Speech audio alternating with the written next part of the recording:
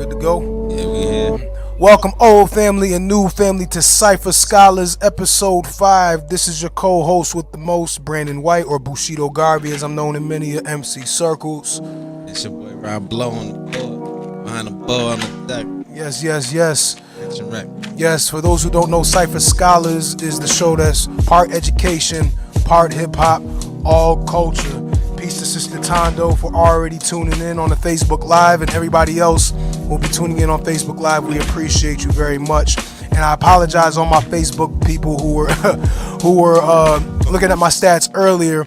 I had, long story short, because we only got 30 minutes, I had misidentified a poster. It looked like a crazy blackface figurine or figure poster, but it turned out to be one of those Studio Ghibli cats from a distance, up close. So, thank you for your patience, and I apologize to anybody who was affected by my accidental misinformation. It does make me think about the Facebook algorithms, though. But let's hop right into our today's syllabus, homie. What we got on the syllabus today? All right, so today we got. Mama! We're gonna talk about the young rapper by the name of Lil C Note. Yep. After that, on the syllabus will be we will talk about the Education Freedom Scholarship and Opportunity Act. Okay. That just popped off, or that was just unveiled. And last but not least, we're gonna talk about Spike Lee's Oscar nomination and win. Yes. So let's hop right into this Lil C Note circumstance. This is something that you brought to the table, and I had no clue what the news is going to be about, because there's been a lot of young rappers, like getting locked up and catching serious charges. So when you're talking about felony charges for a rapper named Lil C Note, I automatically assumed like there was actually criminal activity taking place. But explain to everybody who doesn't know who Lil C Note is in the situation, what's happening with that. Alright, so first and foremost, Lil C Note is a 12-year-old rapper from Atlanta, Georgia, I believe. He was notably known through Ellen DeGeneres show. He got called to speak with Ellen DeGeneres. He's a young entrepreneur. He's a rapper, and with this particular situation, he's been known to go around different stores, Walmarts, malls, to promote his albums that he has available, and I guess at this mall he was asked to not sell it, or I guess he had ran into problems maybe a few times before this incident occurred. So on this particular day, back in October of 2018, he got I believe a mall personnel, security personnel. Mall cop. Yeah, mall cop. Like legit mall cop. It was like a legit cop, I believe. Not just no. I got some clarity on that. Okay. So it was a mall cop or a security personnel that approached him, asked if he was banned from that particular mall. He answered them, told him that he wasn't banned. He wasn't notified of any. That he was not notified. He was not notified of being banned. And then right after that, there was a police officer that wasn't a part of the mall. That was probably a city police officer, maybe he was called, that approached the situation and took over from there. And that was the person that was in the video that his aunt recorded as the incident was in play. And from this, and you can look it up online, y'all. And the reason why we're bringing this up now, because it happened like a couple months ago, but now his charges. Like, what's happening with his charges right now? So basically, he went to, I guess he was arrested and sent to a juvenile detention center, maybe. I'm not sure. I'm just gonna say allegedly on that. And Tuesday, 2 weeks ago, Tuesday, he had to show up in court and face the charges that was given to him. He denied the charges. You want to name off some of the charges? And catch me where I'm not, right and exact. One was like, felony level obstruction, right? One was disorderly conduct, and the other was misdemeanor trespassing or something like that. Yeah. So he's denying all those. Yep, he's denying all of those. And mind y'all, this young man is 12 years old, selling CDs, demonstrating some entrepreneurship. Yep. And you know what this whole situation reminds me of without as much intensity and death? What does that remind you? The Eric Gardner situation. Oh yeah. Because old boy was like selling right cigarettes in a place that technically you shouldn't be selling cigarettes at, but police used it as an opportunity to exercise their privilege and power and racism to just abuse this man and ultimately kill him. Similar situation I feel like is happening here, obviously not to the point, and thank God not to the point of death, but still it's like rabid abuse. He's like a 12-year-old, you know what I'm saying? If you watch the video, you'll notice that the officer held this 12-year-old boy who's probably less than, he's a small 12-year-old he's too. Under 5 feet. He's under 5 feet, yep. And he held him by 2 hands aggressively, and maybe even forcibly. And there was a situation where I guess maybe the aunt stepped in, maybe but it's not clear. I don't know what happened. The phone was not being held steadily. And you know what I mean. Glad that no one was hurt. You know, nobody didn't get injured. Nobody was sent to the hospital. But you know, it's just a continuous thing between the society members and police officers. Man, let me add, because I saw that video, right, with the aunt and Lil C Note. You know, and I feel like first of all, it's interesting to me that, you know, all like the Tay K's, the brother that we were talking about yesterday on Cello's show, who like, you know, set up his friend, right? The Tekashi 6ix9ines, the Bobby Shmurdas, all these cases are like really mainstream. When there's actual criminal like behavior that's taking place. Criminal background to it. When there's actual criminal background on the case of the rapper or the young, you know, black or Hispanic boy of color. But this is like when it comes to a rapper who had a little boy rapper who had no real criminal history or problems in this moment. Like this is kind of fade to the background. So that's why I appreciate you like bringing this up, because this is not being talked about enough, because we're always talking about Tekashi or whatever, but what about who, you know, like the argument for how he's being done dirty is it's harder to make that argument that he's being done dirty. But this young man, Lil C Note, like he's being accosted in the mall for selling CDs at a 12-year-old, even if he was told multiple times, like catching those charges is just like so it's extra. I mean, it's unusual to see a 12-year-old facing felony charges. Right. Now you're saying that this was minuscule. Let's make this quick. This was minuscule because this is not only just a rapper. He's also an entrepreneur, a business boy. He's not a man yet, but a boy of business that goes around.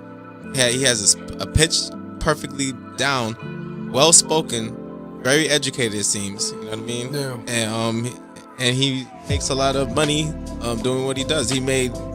On the Ellen DeGeneres show, he talked about making $10,000. He had a $10,000 giveaway where he went around giving away to different schools, giving away bags of toys to students. So my man was an entrepreneur and a philanthropist at 12. Come on, and a charitable donor at 12. Come on. That honestly, like I probably would have, if I was 12 and I had an entrepreneurial spirit and I was making that much money, I might be giving some things to my family members and maybe some people from my community, but that would not be like a central focus, if I'm just being honest. So for him to have that evolved thinking, which makes me think like, you know, like he's being raised well by his community and possibly his school too, right?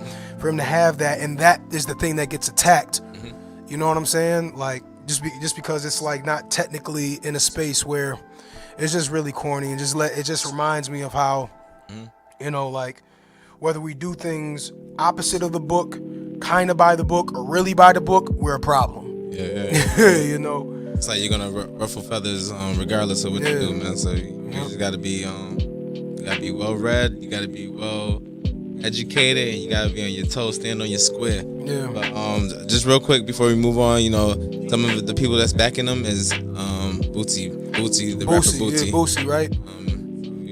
Who himself has had to deal with, even he again was like in the streets, and you know what I'm saying, he was more involved in some stuff, but even with that, he was done dirty by the criminal justice system in Baton Rouge. You know what I'm saying? And his son, and actually, there's one of his sons was also done dirty as well. He had the same type of situation with a cop where I guess the cop got aggressive with one of Boosie's son. Right. And actually Boosie and his son and Lil C Note actually did some music together. You know what I mean? See, so this is what I'm saying, project of son. Like, it's so crazy. Yeah. It doesn't matter if you were if you're not playing by the book really and you're in the streets like Boosie was, or if you're kind of playing by the book like C Note, or if you are just playing all the way by the book like Boosie's son, it don't matter. We still problems. You know what I'm saying? If you're black and assertive and an entrepreneur, if you're all those things, you're a problem. Yeah. You're a problem in wider society. It's crazy.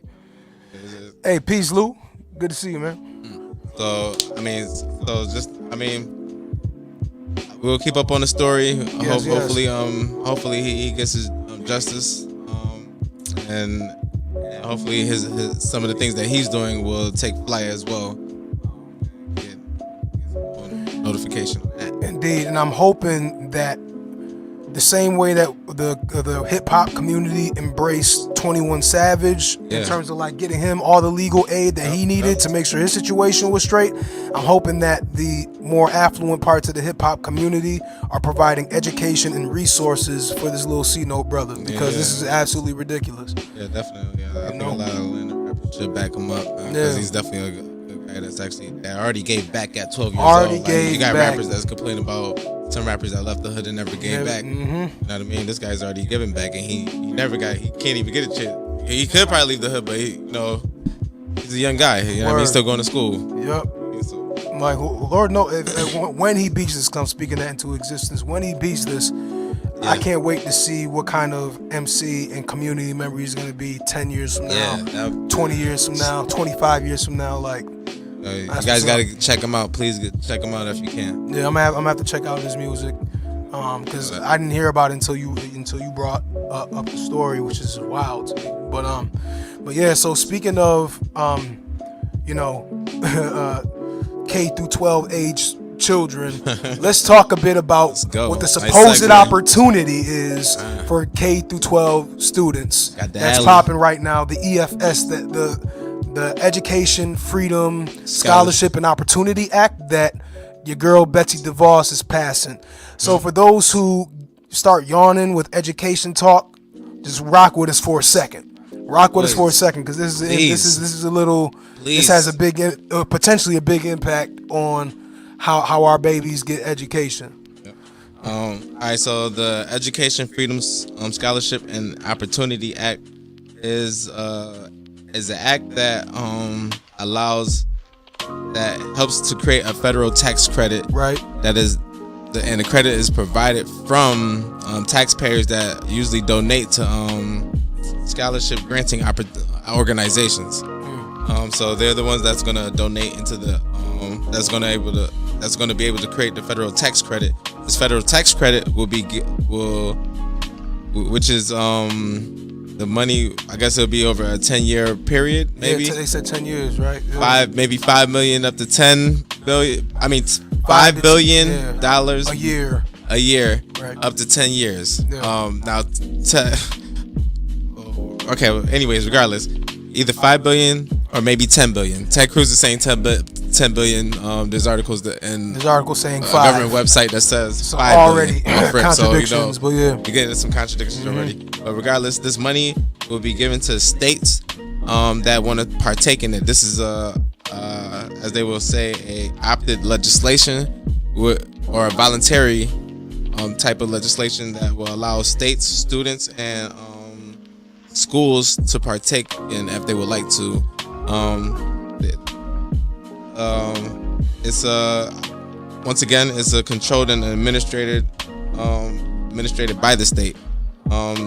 They're going to be allowed to take this money and use it for after school programs, tutoring programs, a whole bunch of things. They can't use it for those things. A whole bunch of things, supposedly. Right? Supposedly. So, me and Rob, like, this is one of those things where, like, I'm seeing the patterns of this particular act, but I'm also like I couldn't even wait to get all the information as I was studying it, and me and Rob was talking about it before I was just attacking. I was attacking before it was even finished, but even when it was finished, like I still saw it being a problem, right? So this is just another school choice initiative, right? School choice initiative. Yep. Now, school choice sounds amazing, right? Doesn't everybody want to choose what kind of school, what kind of education they want to get, right? Yeah. It's beautiful language. It's simple and it's beautiful language. However, people who typically advocate for school choice mean this. It means that tax-paying money that's typically meant for public schools gets chunked out of the public school allocation, allotted for a family or for students to use how they want to use. So, and that typically might mean that it goes to parochial or private institutions, right? Or quasi-private institutions like charter schools, right? Public charter schools. Public charter schools still get funded by, exactly. Okay. They still have some private funding and philanthropic funding, right? So the quasi-private and public and the straight-up private institutions that profit from education, right? And so at first it sounds, okay, cool, especially if you have kids in a rotting public education system. But really, you're just going from the fire pan to the fire, right? Like you're not necessarily improving your child's situation, you're just making somebody else richer. And here's the thing, here's a historical fact. Wherever we have been in terms of black and brown kids in education, wherever we have been, there's been a decision to dilute the education and make it just as meaningless as it was wherever we were before. So, matter of fact, you can make the argument where there were cases where it was better because the teachers who taught us when we were in segregation actually loved and cared about us. Right?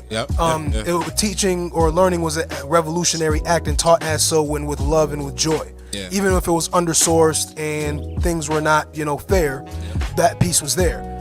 Fast forward to Brown versus Board of Education, what happens? Black teachers get fired and lose their jobs, and principals at alarming rates, like 40,000 of them lose their jobs between 54 and 70 something, right?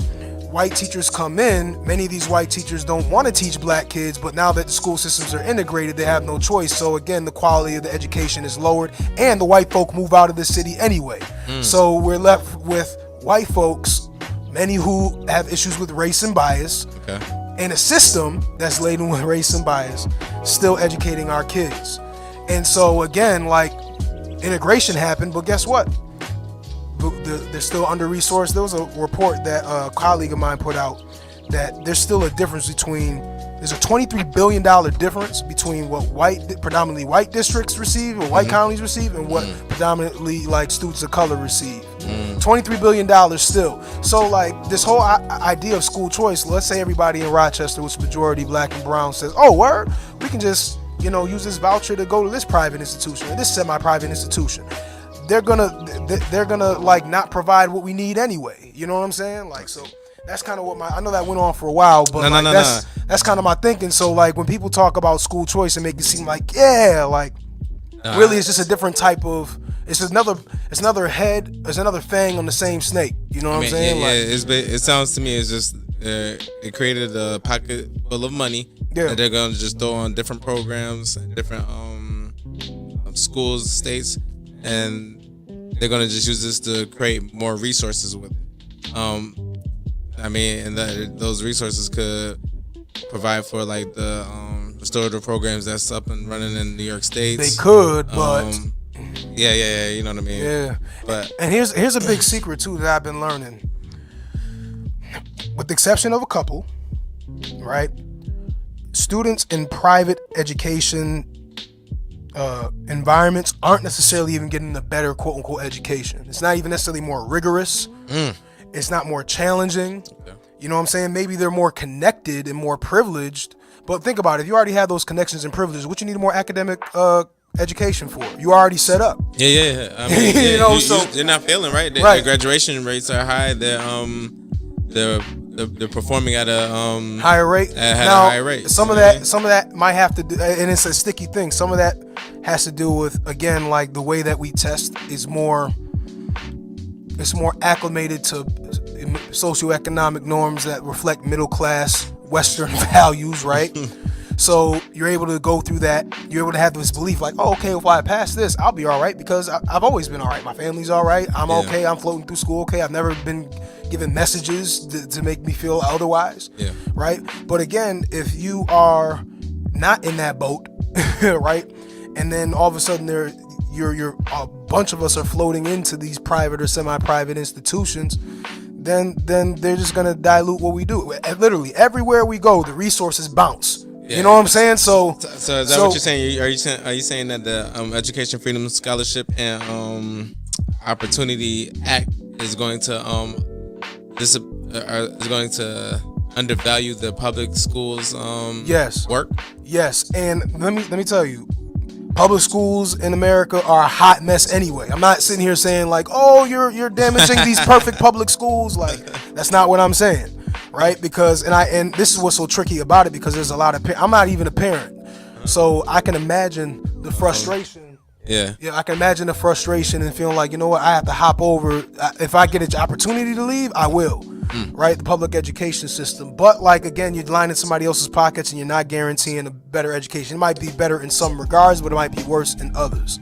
You know what I'm saying? So real quick, Betsy DeVos, Ted Cruz, and another representative unveiled it. Now this act did not get passed. It got unveiled. It got displayed at this I'm just going to call it a conference or some type of a meeting or event. Right. And just to play devil's advocate real quick, you're saying that public schools might suffer because of this, but Ted Cruz is saying that this is going to allow the public schools to thrive more because of the state's ability to handle the weight of all them kids or something else. Or no, just handle the funds in a way that will allow the public schools to expand and maybe progress.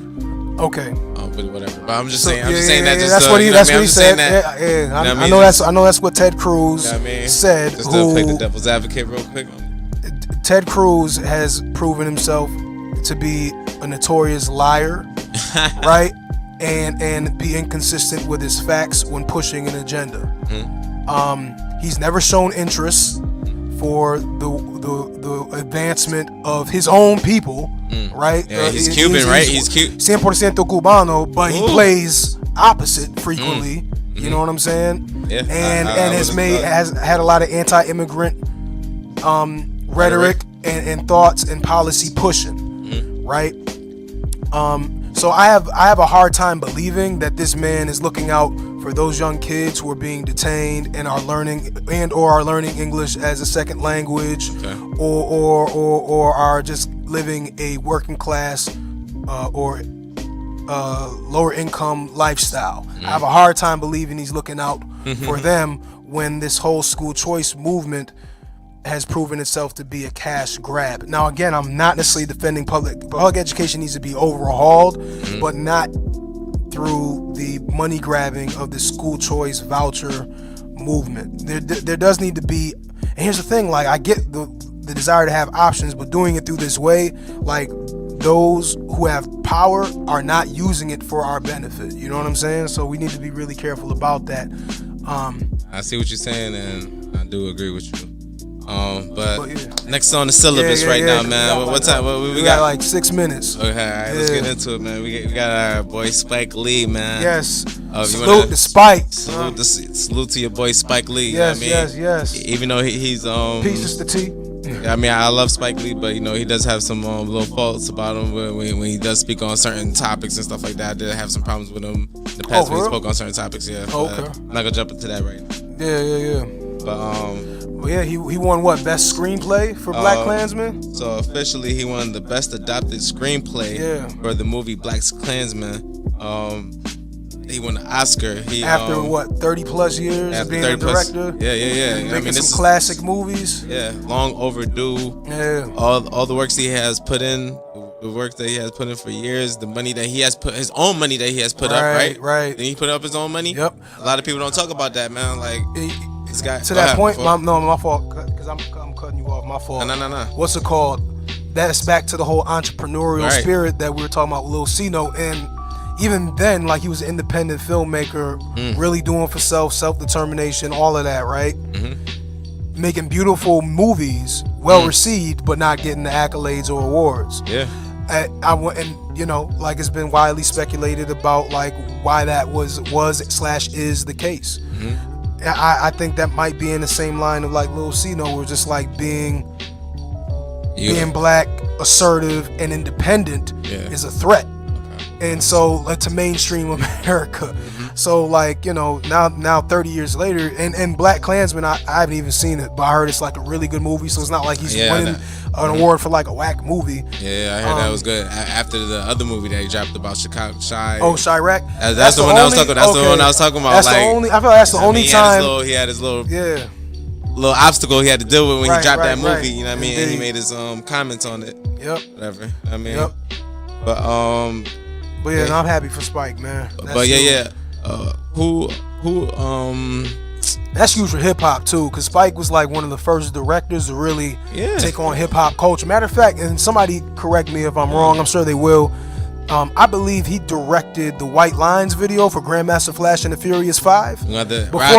Yeah, right. Exactly. Historian Raj. You might have to check my Smithsonian Raj. You might have to check my stats on that. But but I believe, you know, he goes back that far in terms of, you know, valuing hip hop, and obviously what's it called, Do the Right Thing had Public Enemy all over it, and was just shot in such a hip hop way with the jazz. Like, he was the first hip hop director and doing it amazingly, you know what I'm saying? Like, so before Hype Williams came. Before Hype, it was Spike. Like, before Hype, it was Spike. Facts, man. All right, so one thing that stood out when he won, he gave out a speech, and he made note of, or mention of the 400-year slavery that has occurred since we first set foot on the lands of the eastern shores of Jamestown in 1619 up to 2019. And we know that's even a little murky because of the Africans that had a presence here. People that was here before that. Saying? Like Rita Ivan Van Sertima before they came, just as a beginning course, like before they came before Columbus by Ivan Van Sertima. But yeah, to the point. But that's just textbook curriculum. Textbook curriculum. Yeah. You know what I mean? But yeah, 400th anniversary is 1619. So when he made mention of that, that sparked a lot of conversation amongst a lot of people that felt that was such a racist thing to say during the time of winning the Oscars on national TV. One person that actually said something about it was Trump. He felt like that was a racist shot at the president, because he always have claimed that he's the only president that has done the most for African Americans than any other president in history. Yeah. But again, you know, this new camp of like Republicans is just like even bolder and more contradictory than any previous camps. You know, like, we're just like, of course you haven't done more than any other in history. What are you talking about? You know, but yeah, you know, like, but again, going back to the point, if you're black and assertive and independent, you're a threat to independent mentally and fiscally. You know, come off as a critical thinker. Yeah, you definitely will be looked at under the microscope for sure. And it's crazy just because, like, why does Donald Trump feel the need to address a Spike Lee? You know what I'm saying? I mean, I don't know, right? Like, you know what I'm saying? Like, why Spike? You know what I'm saying? And it's just, I don't know. It's just interesting, man. Spike hasn't been making any noise like that. You know what I mean? Yeah. Except for with, you know what I mean, he just dropped his movies. We got like a minute left. So all right. So just real quick, man. Spike Lee is known I just want to say one thing that he's known for: his signature shots on the screen where it looks like you're on a hoverboard. Yeah. You know what I mean? Hoverboard joint. You know what I mean? So whenever you see movies like that, and he has an up close shot of you, and you're just floating across the walkway or whatever, like you're on a hoverboard. That's his signature shot. You know what I mean? So you know what I mean? I felt like, you know, he was one of the early directors to do these signature shots. You know what I mean? You had people like Mario Van Peebles. You had Spike Lee. Mario Van Peebles came before Spike Lee. You know what I mean? With People Under the Stairs movie, and a few other movies, man. But I never noticed the signature was it Mario shot. Or Melvin? Mario Van Peebles. Yeah, because he has a dad who did the blaxploitation stuff. He did the blaxploitation. He did the, I want to say the word on here, but right. I know what we're talking about. Sweetback. Sweetback movie. Yeah. You know what I mean? So Melvin Van Peebles was before Mario Van Peebles. You know what I mean? Holding it down in the director life, man. Word up. Well, yeah, we got to give props to Spike. Spike, thank you. Spike, you did your thing, thank man. you for being a cultural milestone and just a standing stone and a cornerstone. You know what I'm saying? We appreciate you. We also appreciate our listeners for Cipher Scholars on Facebook Live and who will be listening to us on WAYO 104.3 FM. Catch us every Tuesday from 1:30 to 2 on WAYO 104.3 FM. You can also check us out online on Mixcloud and on Facebook. We appreciate y'all listenership. Peace and progress. Chill.